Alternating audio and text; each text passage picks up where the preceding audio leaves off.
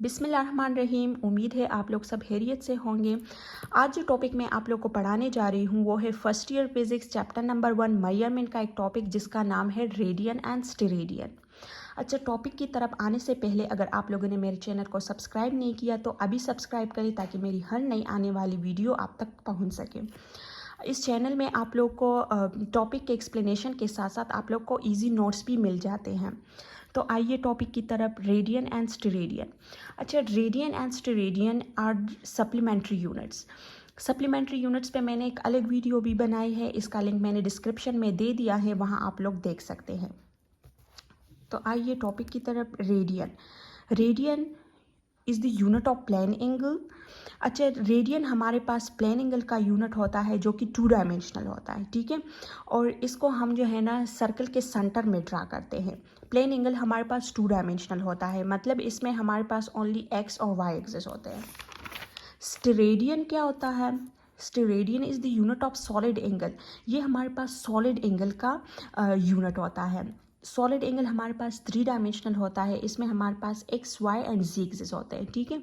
और स्टेरेडियन को हम जो है ना स्फीयर के सेंटर में ड्रा करते हैं, ठीक है। फॉर एग्जांपल अगर मैं पेज पे इस तरह सर्कल ड्रा कर दूं, ठीक है, तो इसमें हमारे पास जो एंगल बनेंगे वो हमारे पास प्लेन एंगल होंगे क्योंकि वो हमारे पास 2 डायमेंशनल होता है सर्कल, अगर इस तरह पेज पे मैं ड्रा कर दूं, ठीक है। लेकिन अगर मैं बाल को कंसिडर कर लूं और बाल में जो मैं एंगल्स बनाऊंगी तो वो हमारे पास 3 डायमेंशनल एंगल बनेंगे और वो जो है ना सॉलिड एंगल कहलाते हैं, ठीक है। अच्छा, तो आइए डिफिनेशन की तरफ। Radian, 1 radian is the angle subtended at the centre of a circle by an arc with the length equal to the radius of the circle. ये इसमें क्या कहते हैं कि अगर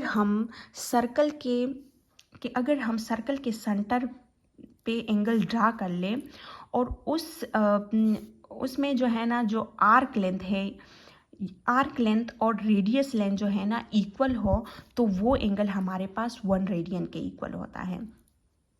आर्क हमारे पास क्या है? इस कर्व को कहा जाता है। आर्क हमारे पास ये कर्व है।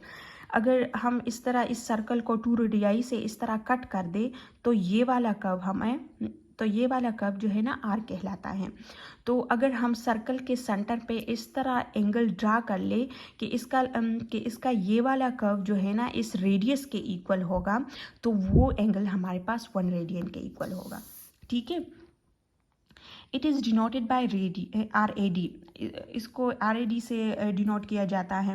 मैथमेटिकली हम इस तरह लिख सकते हैं कि theta is equal to arc length divided by radius of the same circle, इस तरह S डिवाइडेड बाय R। अच्छा, relation between radian and degrees. अच्छा, रेडियन और डिग्री जो है ना ये दोनों हमारे पास प्लेन एंगल के यूनिट है। तो अब हम रेडियन और डिग्री के दरमियान जो है ना रिलेशन फाइंड करेंगे, ठीक है। Number of degrees in 1 revolution. हमारे पास जो है ना 1 रिवोल्यूशन में हमारे पास 360 डिग्रीज होते हैं।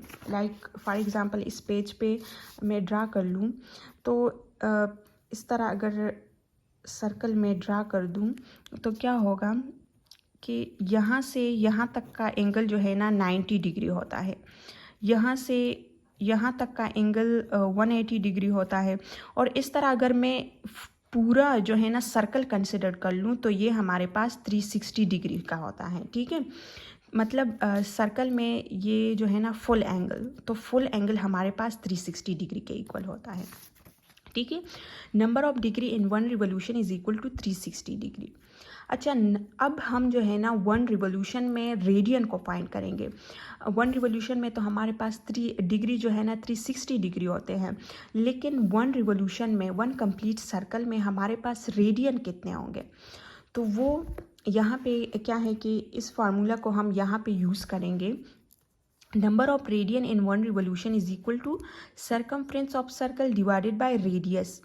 यहाँ पे हम जो है ना लेंथ ऑफ आर्क, उस हाफ एंगल को, यहाँ पे हम जो है ना हाफ एंगल को कंसिडर कर रहे थे, तो इसलिए हमने यहाँ पे लेंथ ऑफ द आर्क, इस आर्क की लेंथ को हमने कंसिडर किया था।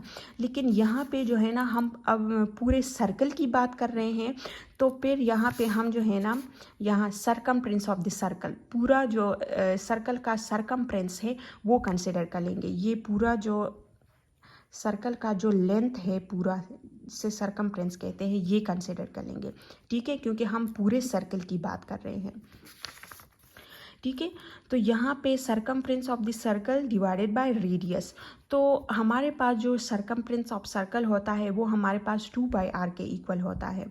तो इस तरह ये कैंसिल हो जाएंगे, तो हमारे पास इज इक्वल टू 2π रेडियन। तो यहाँ पे हमने मालूम कर लिया कि 1 रिवोल्यूशन में 1 सर्कल में हमारे पास 2π रेडियन होते हैं।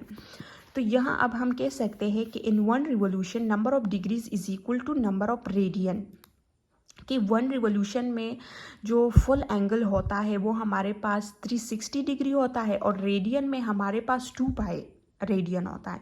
तो इस तरह कह सकते हैं कि number of degree is equal to number of radian in 1 revolution, ठीक है। तो 2π radian is equal to 360 degree. अब हमें पता चला कि 2π रेडियन हमारे पास 360 डिग्री के इक्वल है। तो अब हमें ये मालूम करना है कि 1 रेडियन में कितने डिग्रीज होते हैं।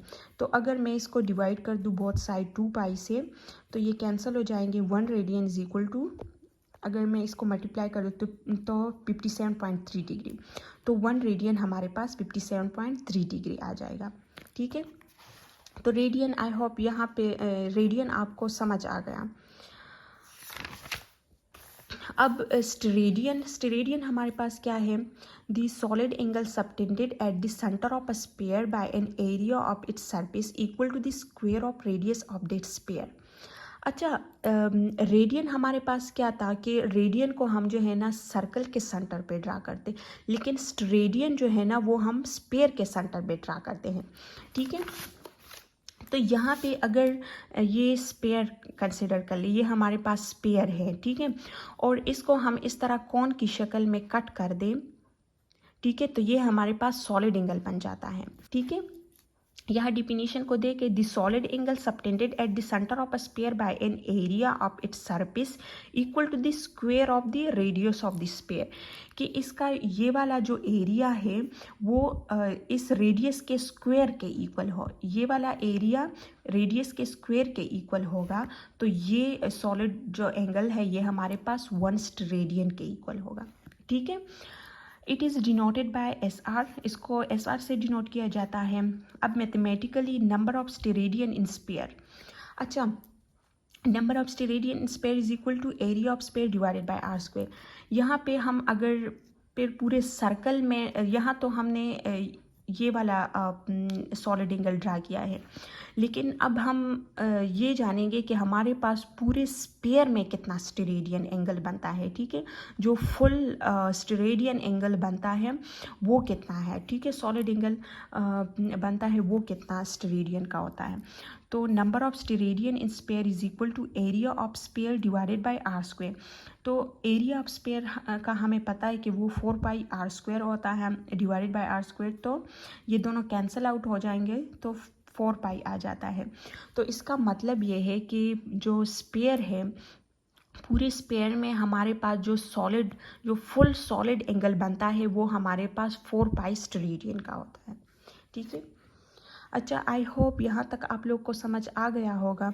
अगर आप लोग को समझ ना आया हो तो आप लोग कमेंट सेक्शन में बता सकते हैं। Okay, thank you for watching.